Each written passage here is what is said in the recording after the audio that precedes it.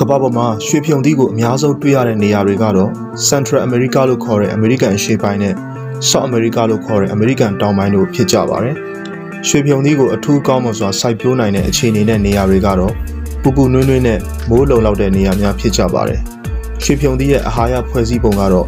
ရွှေဖြုံသီးမှာဗိုက်တာမင် C ဓာတ်အများဆုံးပါဝင်ပြီးအာဟာရတန်ဖိုးမြင့်ဗိုက်တာမင် A, ဗိုက်တာမင် E, ဗိုက်တာမင် K, ဗိုက်တာမင် B9, folate တို့အပြင်တခြားအကျိုးရှိသောအစွမ်းထက်အန်ဇိုင်းများပါဝင်ပါတယ်။ Lycopene, beta carotene, manganese, potassium, magnesium နဲ့ copper စသည်တို့လည်းပါဝင်ပါတယ်။ကျန်းမာရေးအကျိုးကျေးဇူးများအနေဖြင့်ကတော့ရွှေဖြုံသီးဟာအစာတွေကိုခြေဖြတ်တဲ့နေရာမှာများစွာအထောက်အကူပြုပါတယ်။ပပိန်းအန်ဇိုင်းကြောင့်ပဲအစာခြေအားကိုကောင်းစေခြင်း၊ပိုက်အောက်ခြင်းနဲ့အစာမကြေခြင်းတို့ကိုသက်သာပျောက်ကင်းစေနိုင်ပါတယ်။ယောဂကာကွယ်မှုအပိုင်းမှာ beta carotene plus lycopene ကြောင့်ကင်ဆာယောဂအချို့ကိုကာကွယ်နိုင်ပြီးဗိုက်တာမင် C ကြောင့်ကိုယ်ခံအားကိုတိုးတက်စေနိုင်ပါတယ်။အလှပအတွက်လည်းအကျိုးကျေးဇူးများစွာဖြစ်ထွန်းစေပါတယ်။အထူးသဖြင့်အရေပြားကိုနူးညံ့ပျော်ပြောင်းစေပါတယ်။အဆီဆဲလ်တွေကိုလျော့နှဲစေပြီးတော့အရေပြားယိုယွင်းပျက်စီးမှုကိုလည်းလျော့နှဲစေပါတယ်။ရွှေဖြုံသီးဟာနှလုံးအကျိုးကျေးဇူးကိုဖြစ်ထွန်းစေပါတယ်။ရွှေဖြုံသီးထဲမှာပါဝင်တဲ့ပိုတက်ဆီယမ်ကြောင့်သွေးတိုးယောဂနဲ့နှလုံးယောဂအန္တရာယ်ကိုလျော့ကျစေပါတယ်။ရွှေဖြုံသီးကိုအကောင်းဆုံးအသုံးချနိုင်တဲ့နည်းလမ်းတွေကတော့အသီးအနေနဲ့တောက်လို့ရသလိုမိသားစုစားတောက်စရာဖြစ်လဲစားသုံးလို့ရပါတယ်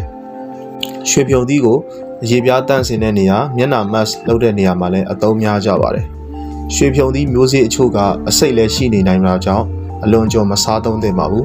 ။ရွှေဖြုံသီးကမမဲ့စေးတဲ့အသီးအနေဖြင့်စားသုံးမှာကအဆိပ်ထွက်စေပြီးဘိုက်အောက်စေခြင်း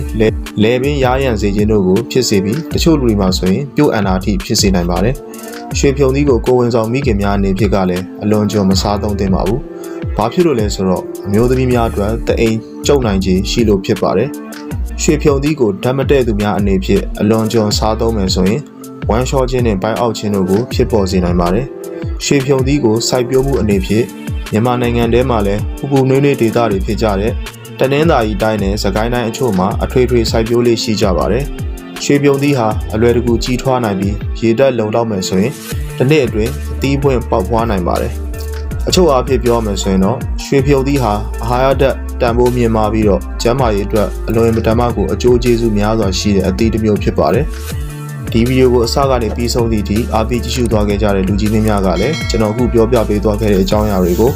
အထူးကောင်းမွန်စွာနားလည်ပြီးတော့သဘောပေါက်ကြလိမ့်မယ်လို့ယုံကြည်ပါတယ်။ဒီဗီဒီယိုကတော့ဒီလောက်ပါပဲ။ဒီဗီဒီယိုကိုဒီနေရာမှာပဲရပ်နာပါမယ်။နောက်ထပ်လာမယ့်ဗီဒီယိုတွေမှာကျွန်တော်တို့ပြန်လည်ဆုံတွေ့ကြရအောင်ပါ။လူကြီးမင်းများအားလုံးနဲ့ကျွန်တော်မိတ်ဆွေများအားလုံးကိုယ်စိတ်နှဖျားကျန်းမာချမ်းသာကြပါစေ။ဒီဗီဒီယိုကိုအားပေးကြည့်ရှုကြတဲ့အတွက်လည်းကျေးဇူးအထူးပဲတင်ရှိပါတယ်။